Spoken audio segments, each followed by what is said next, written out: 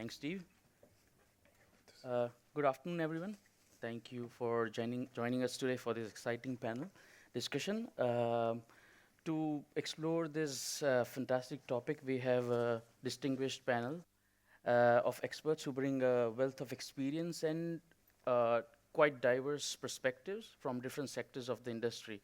So I'll quickly introduce each one of them with not going much into the detail. So uh, from here, left from me, I have Alex, uh, Senior Vice President Climate and Sustainability Consulting Marsh.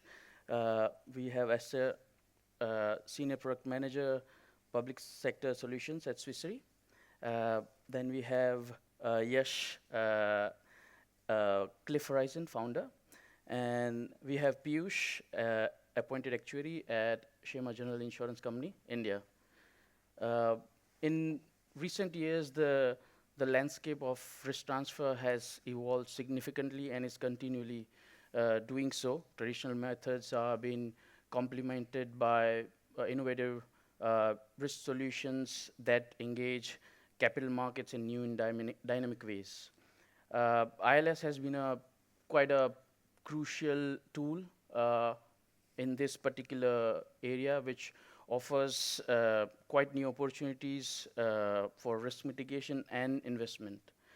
Uh, Before we start off the panel discussion, I would like to uh, provide some few thoughts and some figures as well as a food for thought for going into the detail. Uh, as per, actually, I was just reading one of the Artemis article, and uh, uh, in one of the article, BCG and Howden report mentioned that the global net cat premium is estimated to grow by 50% by 2030. Now, that's not far away from today. We are already pretty much halfway through 2024.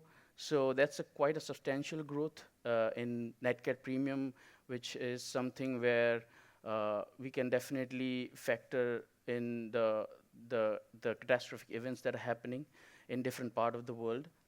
And these are not just the peak perils, but we are also seeing sort of low severity but more frequent ones as well that contribute to this particular premium growth in this net cats on the net cat side.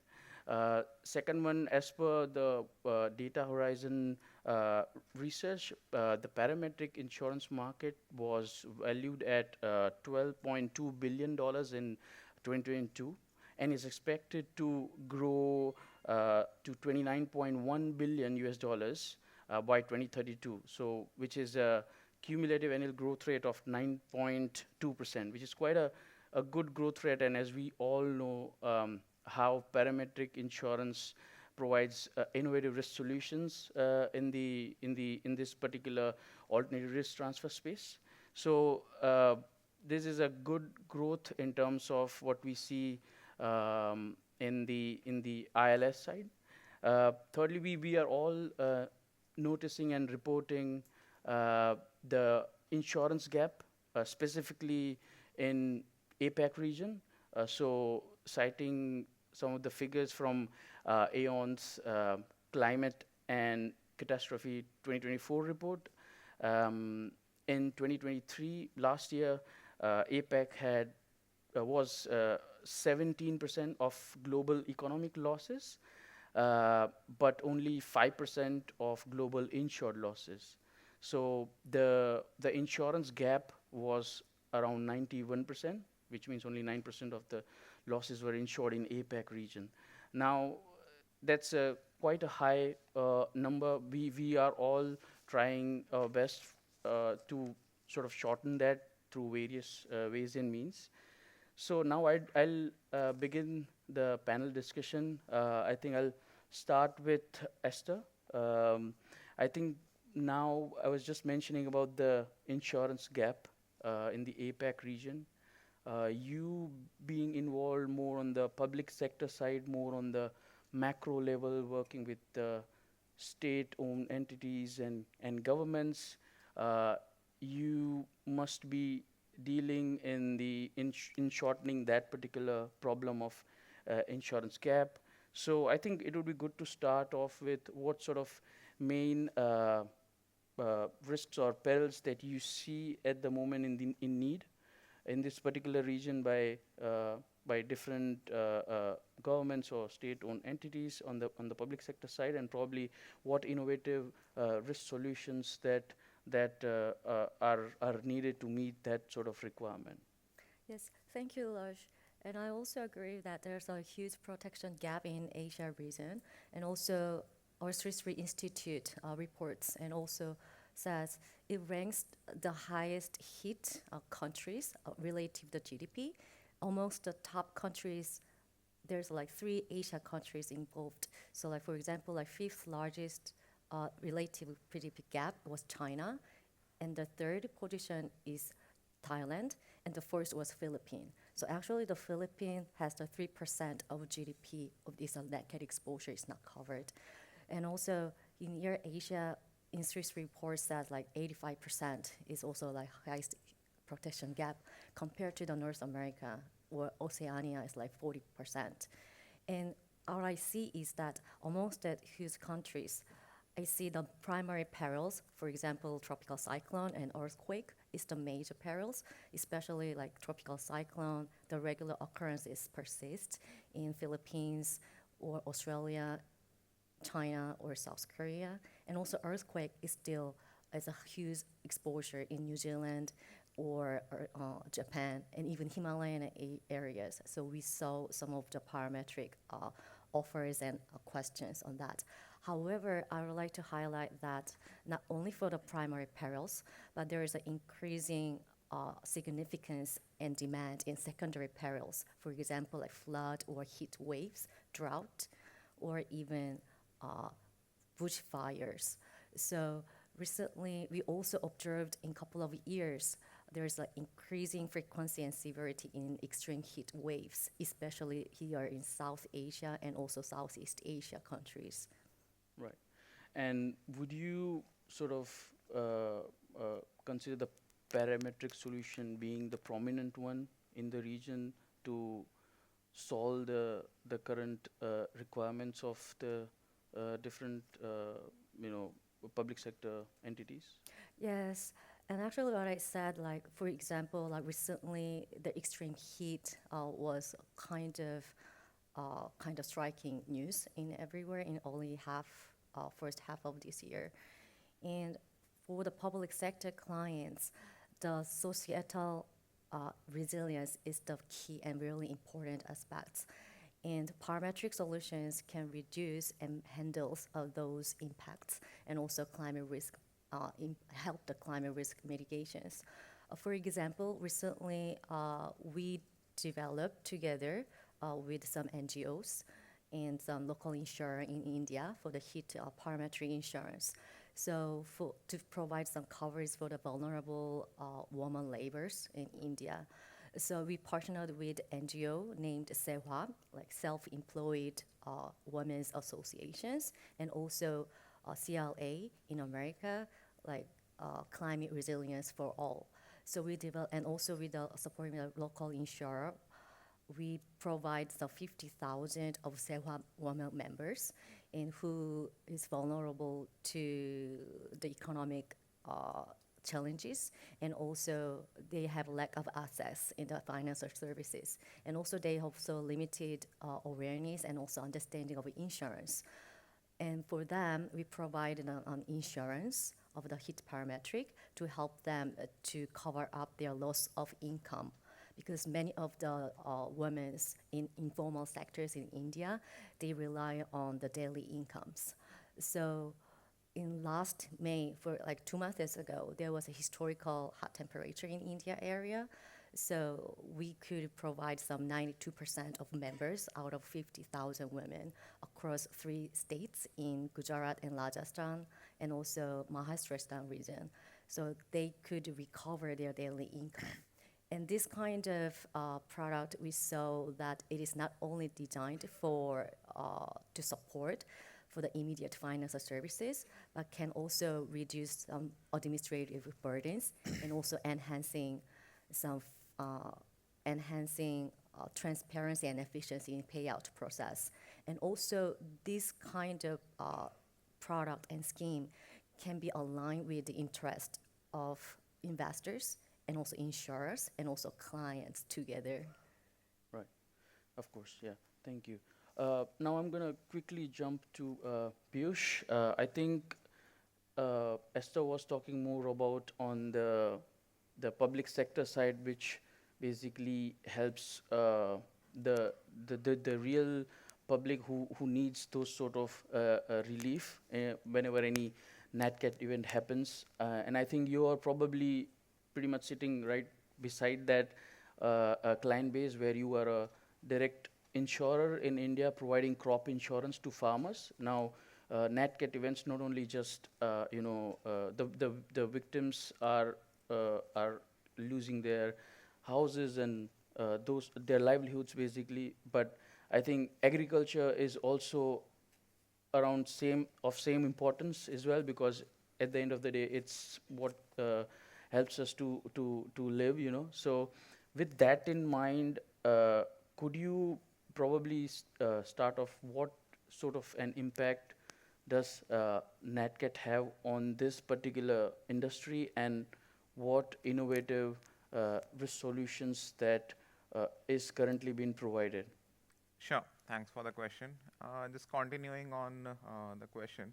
So we are in, nobody has mentioned about climate change so far, but we are constantly seeing more and more of these adverse weather events happening, and the impact on a farmer is he would lose his entire 3 to 4 months of work and capital that he puts in, and his entire livelihood depends on it.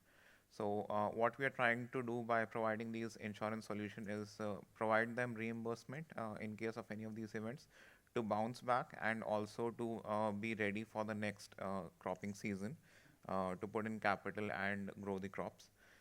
And the way we are doing this, which is slightly different from the industry, is introducing private products related to these catastrophe events, and also doing everything in a digitized manner. So all our policies are sold online in a digitized and automated manner. The claim servicing is through satellite imagery and satellite indices. Loss assessment, everything is digitized from end to end.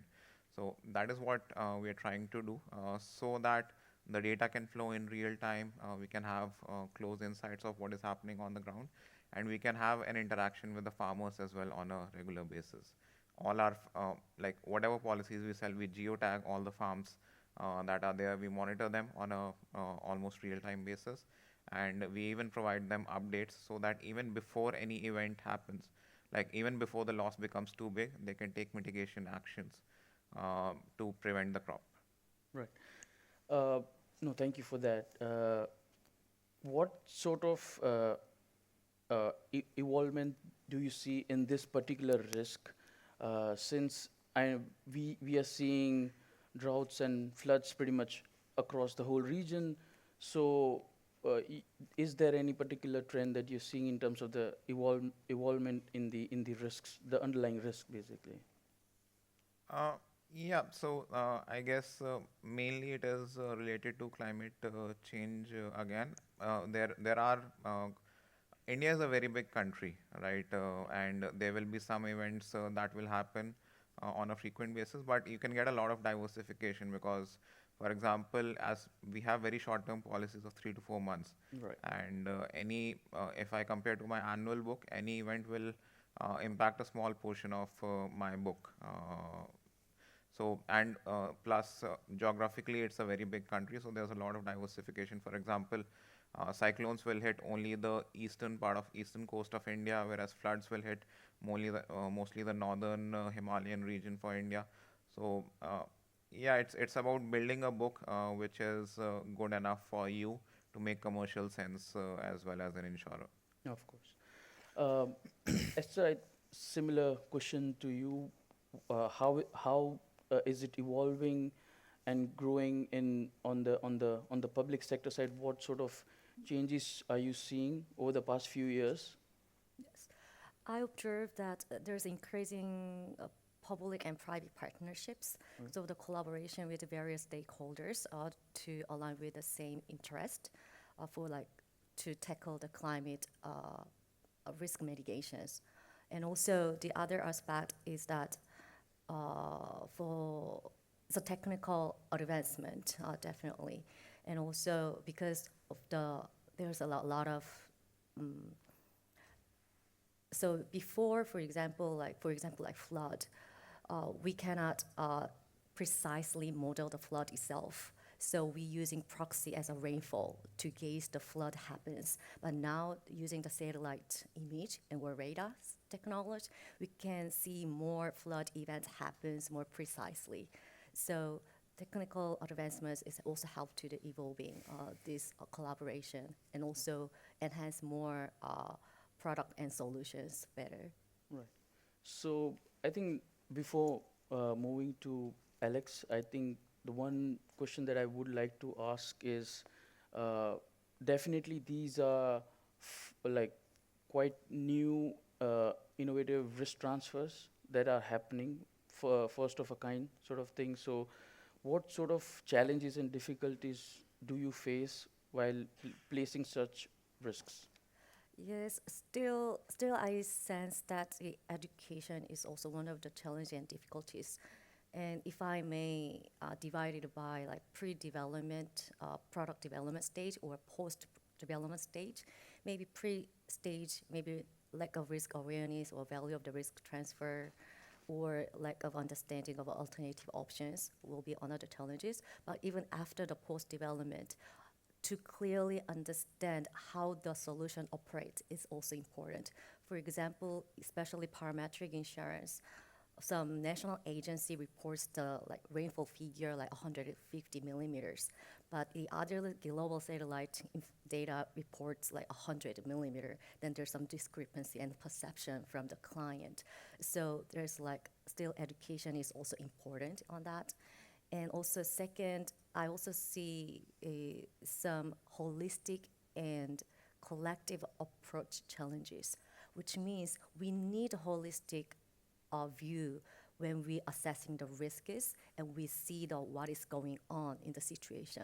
However, when we tackle the risk and also designing some solution itself, the holistic and also collective approach may increase a lot of complexities.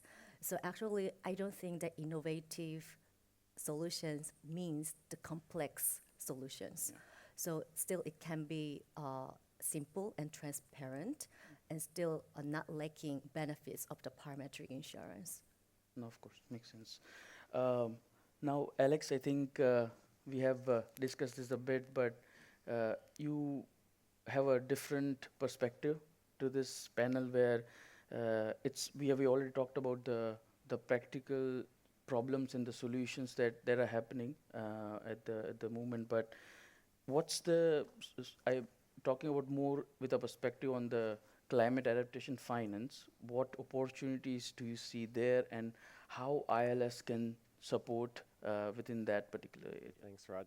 So just for a bit of context setting, so regardless of what the outcome of the upcoming US elections are, climate remains the imminent challenge of our time, right? Can we accept that? Yeah. And if we accept that, we move on. And yeah, so when I talk about it being the imminent challenge of our time, we're essentially trying to break this vicious correlation, if you like, of global GDP and carbon emissions, essentially. So it's been tracking, in step since the industrial era, and we're trying to break it. And that gives you hopefully an idea of the scale of the challenge. So when it came to this panel, I was thinking about, well, I've got other panelists here who are far more qualified, eminently qualified to talk about how the tools, the data and the technology can help. So I thought about scene setting and providing some conceptualized ideas, right, in terms of how the insurance industry and the ILS industry can support this transition and also the adaptation finance, because let's face it, the 1.5 degree goal is increasingly elusive, right? So yeah, it was music to my ears when I heard this morning that Chen Kai talked about the green bond from green catastrophe bond from Generali of the tune of 200 million. By the way, it was structured by the Guy Carp. Shout out to Guy Carp Securities. But also even more music to my ears when I heard just the previous panelist, In Yong, speak about some of the things he's thinking about at Mitsui around the unique position some of these large conglomerates are in to be, the funder of, let's say, resilient infrastructure projects, but also to be a risk taker in the form of let's say, an ILS type capacity. So I think that's something I do want to highlight today. Yeah. And I'll start maybe with the transition piece, right? So in my world, I've been, just for a bit more background, I've been working in climate scenarios at a bank for most part of the last 2 years before I joined Marsh. And in that world, it's very, very theoretical. It's mainly policy driven, stress testing driven, and they have transition all pointed in one way, and they've got physical risk in the other, as if the two do not overlap. And even in physical risk, they've got acute physical risk, like storms, typhoons, floods, and also they've got heat waves and sea level rise, which is considered the chronic risk. So they neatly compartmentalize everything, which is useful as a start, but the reality is they're very interdependent. So let's just start with the transition risk. One of sustainable finance essentially is trying to scale up renewables, the uptake of renewables. And obviously that needs tremendous amounts of project finance. Well, what we're starting to see in the interplay between transition and physical risk is that, particularly in Japan, where I'm based right now, solar, wind, apart from being a very scarce, geographical area, there's also a heavy, catastrophe risk, not just from climate risk aspects, but also earthquake. So that becomes a problem in terms of the deal economics when people look at project finance, because of the, let's say, reluctance and the loss ratio sustained in that asset class of, let's say, solar, particularly floating solar, and also offshore wind farms, for example, right?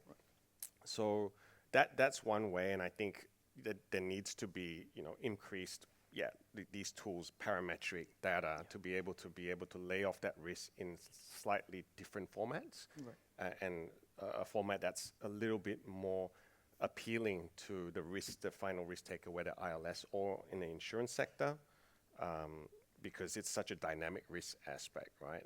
And because we don't know what actually happens with these emerging technologies. But on the other hand, in transition risk, there are all these coal plants that are still sitting around that need to be retired as early as possible. And with the likes of Swiss and Munich Re and others having these no coal underwriting policies, which is good, it does create a bit of an issue as well, because otherwise, these coal plants are otherwise then insuring with some of the other markets that are charging very high premiums. Right. And that doesn't create a virtuous cycle, let's say, if the idea is to retire these coal plants early. So in comes, for example, ADB. Some of you might be aware of the Cirebon 1. So it's a big coal plant in Indonesia that's undergoing this whole pilot where they're actually looking at mutualizing or actually, creating conditions for early retirement of these coal plants, but then ensuring that it also complies with the underwriting policies of insurers that are, have signed up to the Net Zero Bank, Insurance Alliance, or have these goals in place, right? So that's just on the transition side. On the physical side, adaptation finance, and I know I've been talking too much now, but more in line with what In Yong has been speaking about. So not just looking at the risk transfer side of the catastrophe bond, but splitting it up and then kind of rejigging it a little bit to make sure that there's also project finance. So one component's project finance, and then a agreed discount from the resilience in that project. The additional cost for that resilience flows into an insurance rebate that then subsidizes this fund. So I think, I'll definitely be hitting In Yong up after this. No, we heard from you about how ILS can support climate adaptation finance. Quickly jumping to Piyush, I think there is, you currently in your crop insurance products, I think the major one is the government introduced product scheme where it's sort of subsidized in a way, but you have your own products as well, which are self-introduced. So probably if you could explain a bit more on how ILS can play a role into an innovative risk transfer for your own products, which are because on the go, as far as I know, on the government introduced scheme, a lot of traditional markets are already on it. It's quite a standardized product, ongoing since quite a lot of years. But I think with your own products, it creates a different sort of a place of its own in the region. So if you could probably Sure. dive more into that. Sure, thanks. I'll first introduce the products for the benefit of the audience. So we have two products called Prakriti and Sukriti.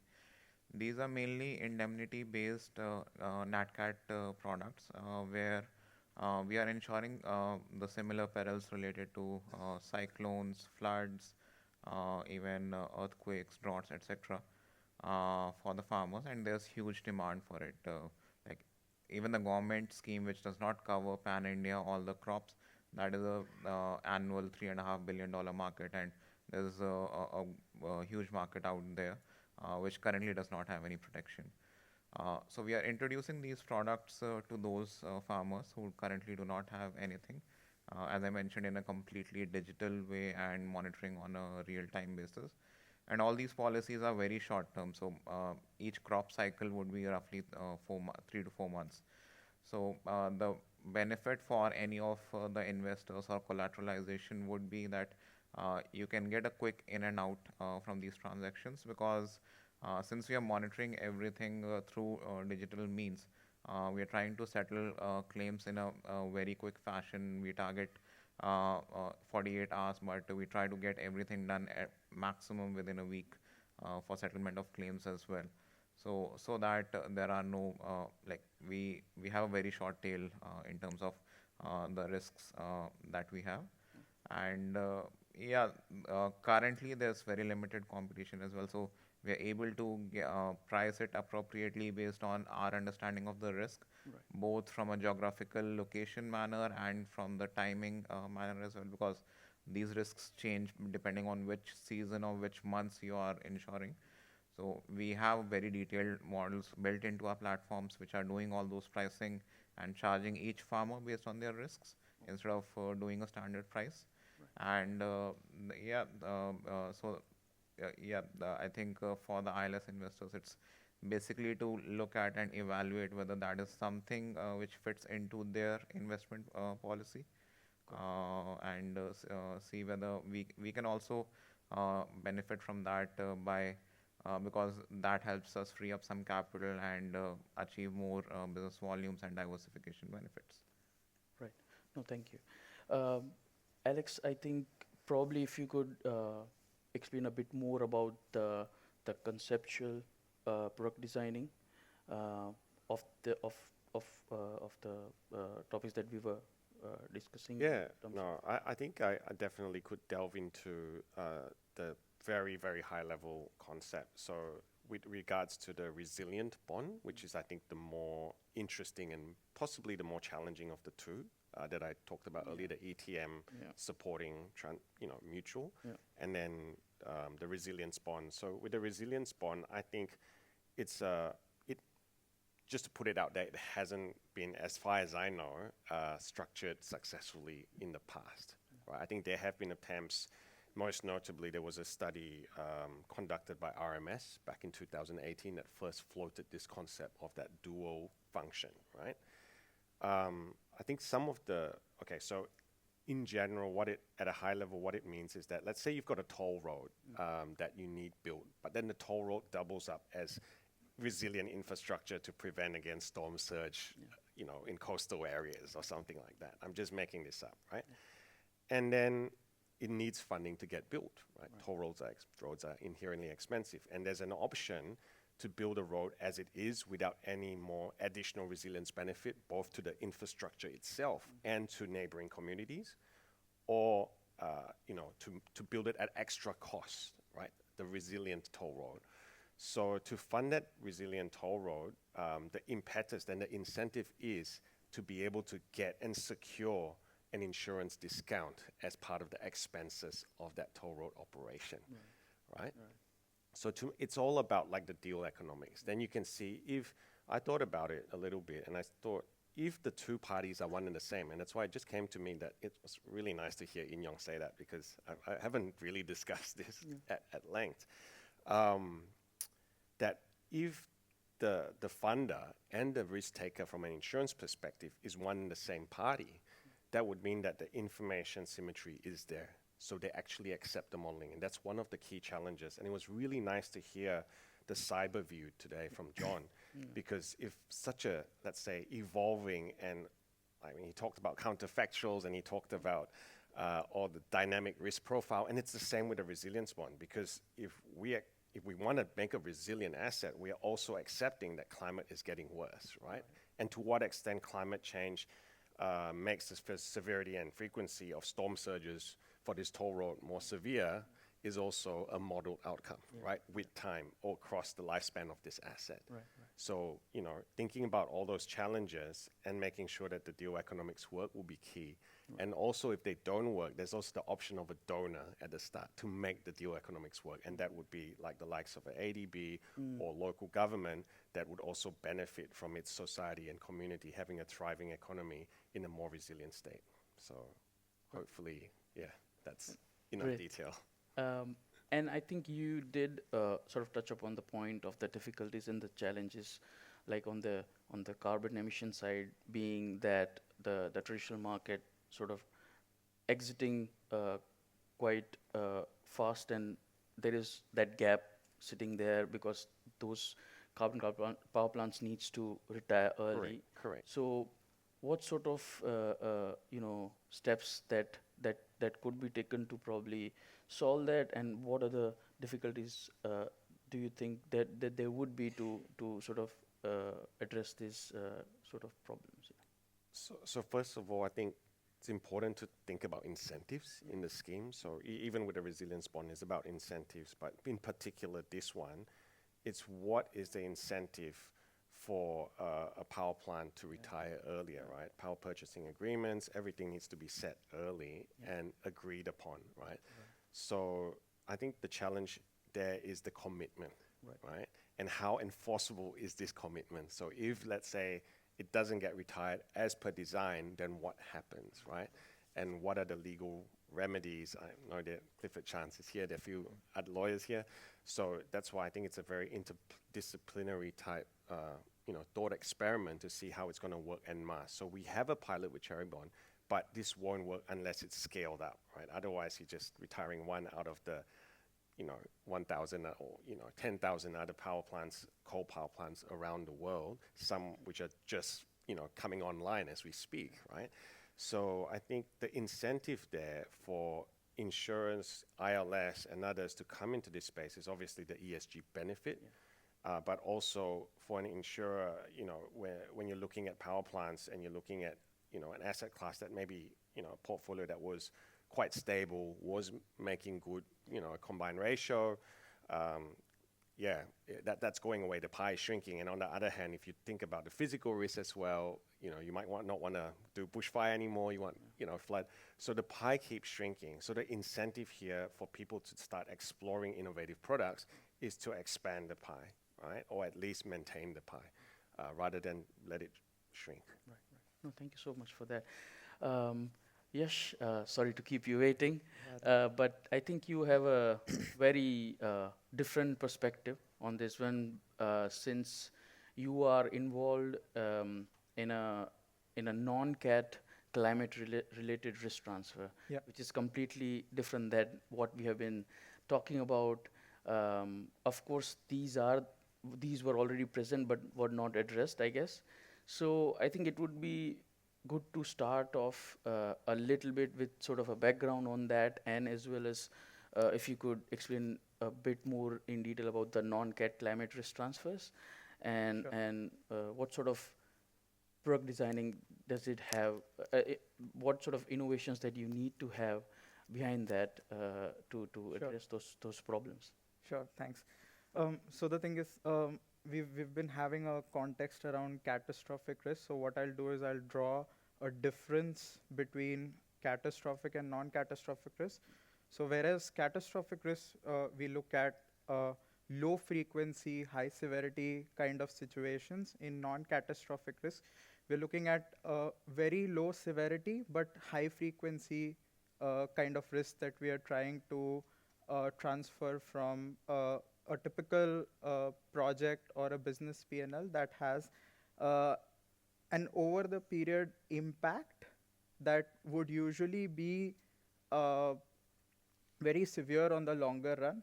So what this does is it's basically just weather risk or climate risk, which is essentially non-core in nature to these businesses for most of the times, and hence it there is a need to transfer such kind of risk from the balance sheets to the capital markets or to the risk industry.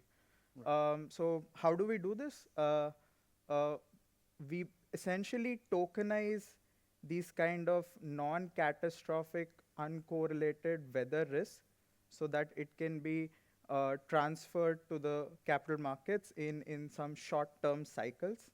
What we are also trying to solve is that we've seen a lot of capital providers saying that the business in these situations, parametrics, derivatives, has been in a very block nature. So it's not a continuous business. So that's another thing that we are trying to address using such kind of a product structure. So if I could just give you an example to contextualize, we've been talking about solar offshore farms. So one of the non-cat peril for a solar farm is the presence of cloudy days. Now, what that does is it essentially just reduces your revenue, and because you have certain obligations on your power purchase agreements, and if you're not able to meet them, you are also imposed with fines. Correct. Now, there is a way to cover this, and the way is to properly address these kind of risks using certain parametric products that we have structured, and kind of transfer them from the customer's balance sheet to the risk market. Okay, thank you. I think we heard in the opening note by Mr. Cheng Kai on Shores and Henori collaboration on tokenized ILS pilot. So I think you have sort of a similar platform to execute the risk transfers basically. So could you please probably dive more in detail into the back-end infrastructure and the execution of the, I know you did mention about the smart contracts, Sure. but probably like a little bit more in detail into the how blockchain technology helps this particular type of risk transfers where you have a particular type of client and investors. Sure. So the thing is that the kind of risk that we're looking at, they're very specialized in nature. Right. And they're very specific to the kind of industry or the customer or the geography that we are looking at. So what we require is to first minimize the basis risk, which is something that has been the talk of the industry for parametrics. And the second is, since we're looking at high frequency kind of risk, we also need to ensure that we come up with an optimal pricing, which is a very significant part of what we do. So there are 3 steps in how we do this. First is to structure this for the customer, we use a derivative or a warranty so that we can easily replicate the kind of risk that is present with the customer on the financial instrument. The second thing that we have to look at is the data. What we observed is if we use analytics from certain data providers, it kind of becomes a black box for us, which is very difficult to underwrite on. So we have certain expertise in-house where we're able to use raw satellite data to process it in a way that minimizes the basis risk for the customer when it comes to parametric product setup. So that's one thing. And then the way this is deployed, so essentially we have a segregated cell captive with a reinsurer, and the way the infrastructure is completely digitally set up is we have something we called as an autonomous virtual escrow, uh, where we have all the details available with respect to a particular transaction as well as the portfolio. So what this does is it enables transparency for the entire value chain that we have, from the fronting papers up to the capacity providers. So if you were to look at the entire portfolio, you would easily be able to look at metrics like your loss ratios, for example, and you could even go down to a specific risk that we've onboarded and take a look at the parameters such as what kind of indexes we are using, what are the trigger parameters, what is the level of collateralization, and just one more thing that I would highlight on this is we've created what we call as a tranche system, where essentially we distribute or we replicate the reinsurance layers in a junior tranche and a senior tranche.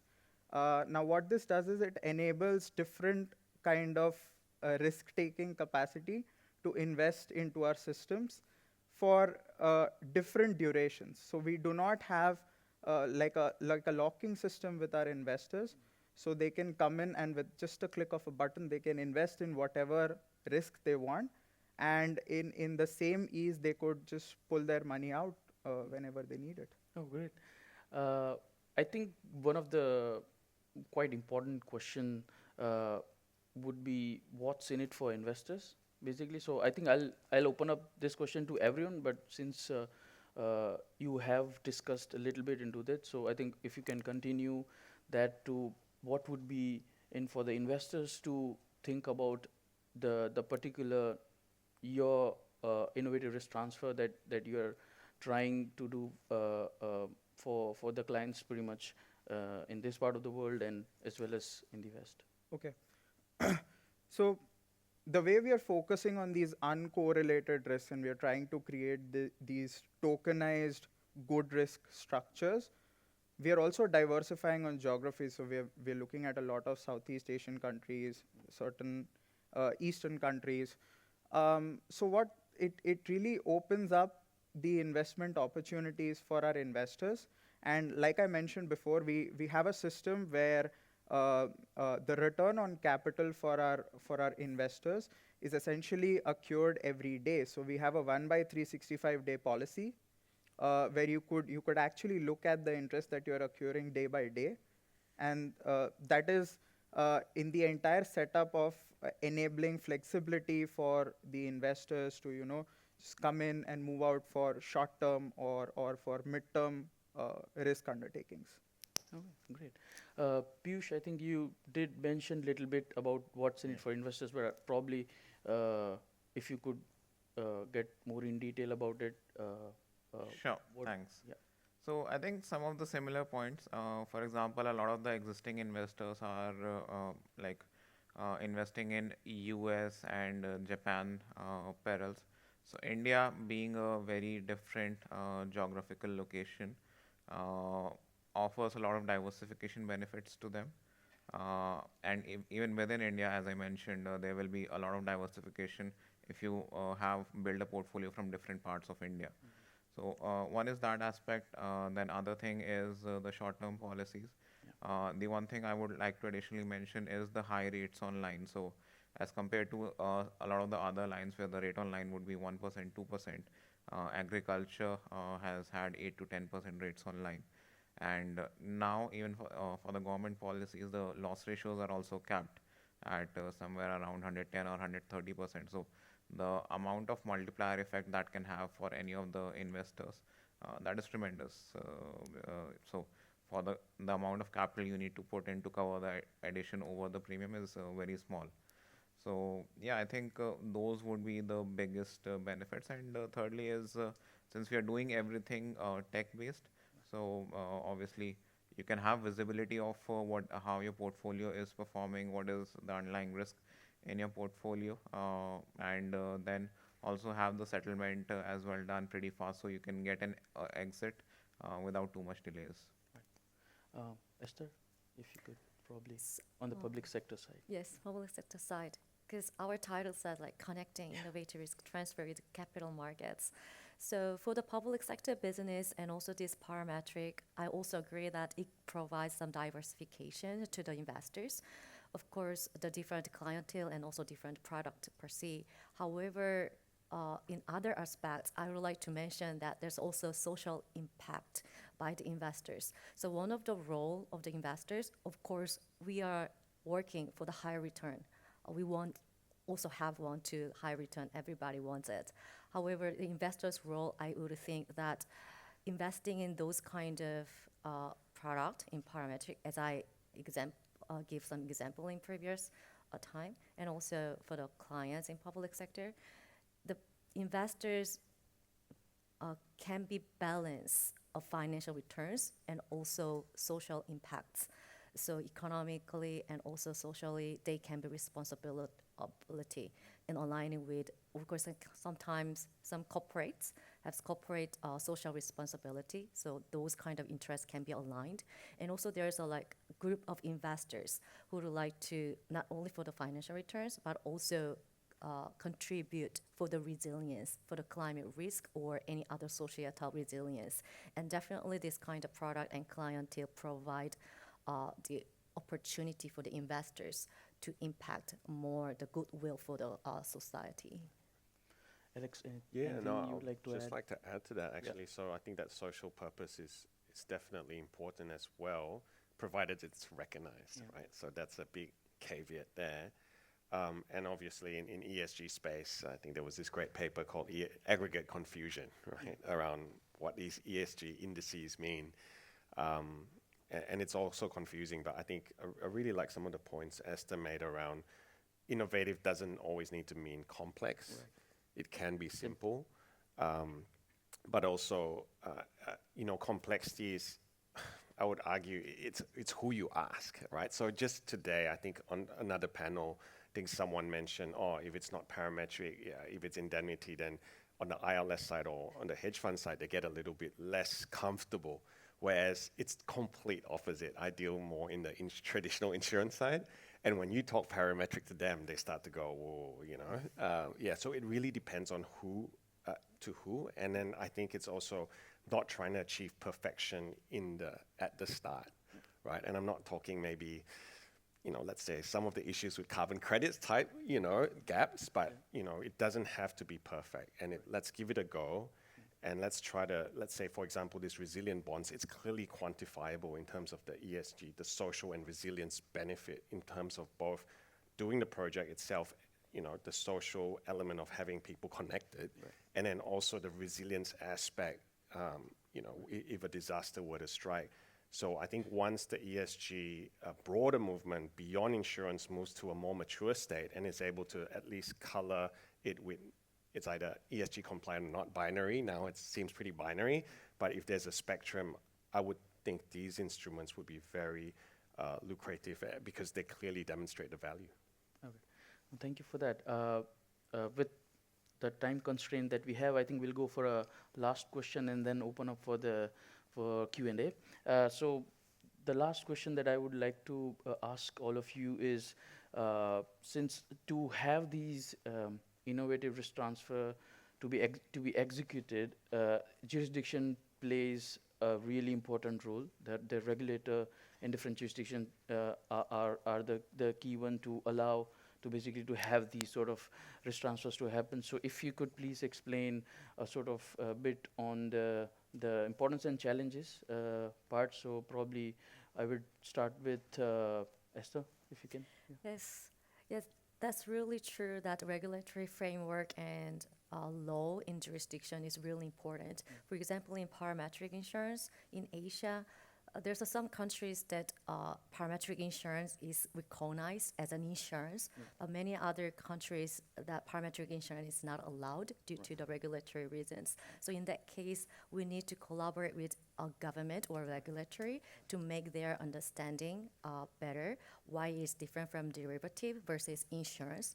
And also, the parametric insurance or parametric derivative is flexible. So if it is not allowable in some countries as an insurance, we can find a way to do parametric derivative. It's under the under the regulatory. So it is most important to understand what's the government requirement and also the cultural differences there as well. So we also need to tailor-made product itself in line with the culture and also regulatory perspective. And also, and for parametrics, so like proof of loss or kind of things needs to be handled and also mentioned when deal with those kind of discussion with the government or regulatory. Yeah, makes sense. Yash, probably Yeah, could so add. So I mean, I'll just talk about OTC derivatives, over-the-counter derivatives. So we've seen a lot of variation, especially in southeastern countries, where a country like Singapore has complete clarity on things like OTC weather derivatives. There are a few countries that are still in the phase of development of such kind of derivatives. So you would find a lot of clarity and regulations around OTC derivatives in the banking space. So your credit swaps, but weather is a relatively new topic for regulators as well. And you will also find there are certain agencies like ISDA who are writing to these regulators and sorting for clarity and liberalization of new commodities in the sector. So it's very interesting how it's growing in the market right now. Okay, great. Would you like to add anything? Just to add, I think from an insurer perspective in India, I think insurance is a very much capacity-driven thing, and if any insurer can provide capacity in terms of capital, they're able to grow and provide benefits to the larger public. From India, the regulations are not very supportive of these sort of risk transfers, and we do not we face some challenges because if we have to layer it, it adds to the overall cost and disrupts the economics of the overall transaction. So yeah, some changes there where we can recognize these as reinsurance transactions and then help it qualify for freeing up some of our capacity. I think those things are very important for any jurisdiction, not just India, to help grow this field and also help the underlying industry as well. I think I'll skip. Yeah. Given the time constraint, I think we'll open up for some questions. I know it's lunchtime, so probably. Yeah. Oh, yeah. Hello. Hi, I'm from Aeon. My name is Arun, and my question is from agriculture insurance. So Raj mentioned about the gap between economic losses and insured losses, which is quite big. And if we see that the biggest agriculture insurance markets like US, China, India, most of them are subsidy-induced markets. If we take out the subsidy, the penetration likely to fall by big margin. So what are the product innovations required or you foresee which could help in bridging this gap and push the demand rather than government have to intervene with the way of subsidy? Yes. Piyush. Yeah, maybe I can take that one. Firstly, I think it's a notion that it is completely a subsidy-driven business, but I would not agree with that because as compared to a lot of other industries like life insurance, crop insurance or agriculture is something where the farmers see the losses happening on a very frequent basis, and they can see it with their own eyes. So they are the people who understand the risk, and they are the people who want products which can address and protect them from these sort of perils, and they are ready to pay for that as well. That has been our experience with a lot of the farmers in India. Obviously, affordability comes in, and you have to design a product which can be affordable to them. So we have come up with a product which is roughly $6 premium, and that comes in towards the bottom of all the other expenses they are incurring. So it would be in the bottom three of the expenses they incur as overall cost of production. So it's you need to find out clever ways to how to structure the product, how to set the triggers, etc. But once you do that, I think it's not like farmers are only relying on subsidies, and they want products, they want capacity from insurers. It's just you have to bring products and make them available to them. Hope that answers. Any more questions? No? I think we are done for the panel discussion. Over to you, Steve.